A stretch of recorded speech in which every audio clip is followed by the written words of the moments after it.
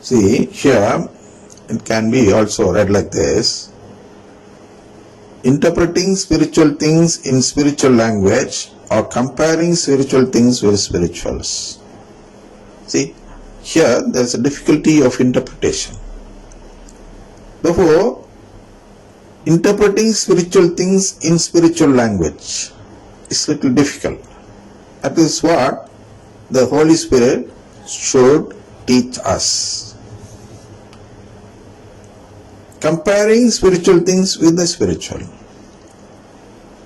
Here everything is compared with the spiritual. But natural is different. See, there we find from 14th verse, those who are unspiritual do not receive the gifts of God's Spirit, for they are foolishness to them, and they are unable to understand them because they are spiritually discerned.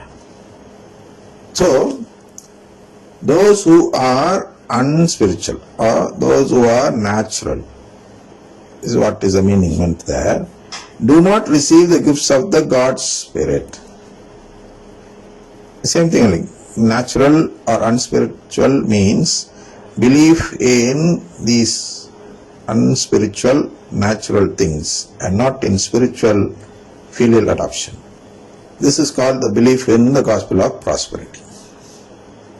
So here he speaks about, Paul speaks about people who believe in the gospel of prosperity like this. He says that those who believe in the gospel of prosperity do not receive the gifts of God's Spirit, for they are foolishness to them.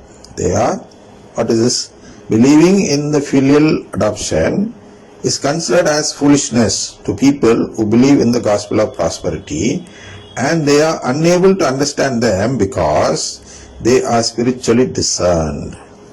Those who are spiritually discern all things, and they are themselves subject to no one else scrutiny.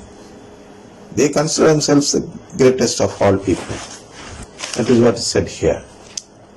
The 15th reads like this: those who are spiritual discern all things, and they are themselves subject to no one else scrutiny.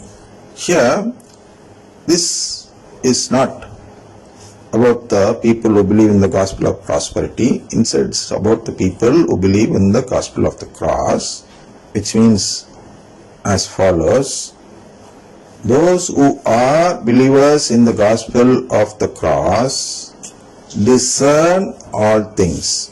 They have decided, they have already made a decision, and they have also found out what is good and what is evil, and therefore they are themselves subject to no one else scrutiny.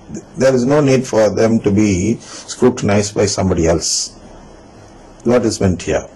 So here we are seeing about that a testimony greater than John's. What is this testimony? The testimony by the Spirit. The Spirit gives testimony to us about the Eucharistic Lord like this: those who are unspiritual, or I'll read it from above. Now we have received not the spirit of the world, but the Spirit that is from God, the one who testifies Jesus, so that we may understand the gifts bestowed on us by God. The gifts bestowed on us means filial adoption. Therefore, if we should read it like this: see, the Spirit that is from God is what we received, so that we may understand filial adoption, the gift bestowed on us by God, and we speak of things in words not taught by human wisdom, but taught by the Spirit. See, the Spirit teaches us this wisdom. Interpreting spiritual things to those who are spiritual means those who believe in the gospel of the cross. Those who believe in the gospel of prosperity do not receive the gifts of God's Spirit, that is the understanding or the comprehension needed for salvation about filial adoption, for they are foolishness to them. Which is foolishness? Filial adoption is foolishness to them, and believing in the cross is also foolishness to them, and they are unable to understand them because they are spiritually discerned. They are unable to understand this teaching because the Holy Spirit has not given them the power to discern and find out. So we'll go to 14.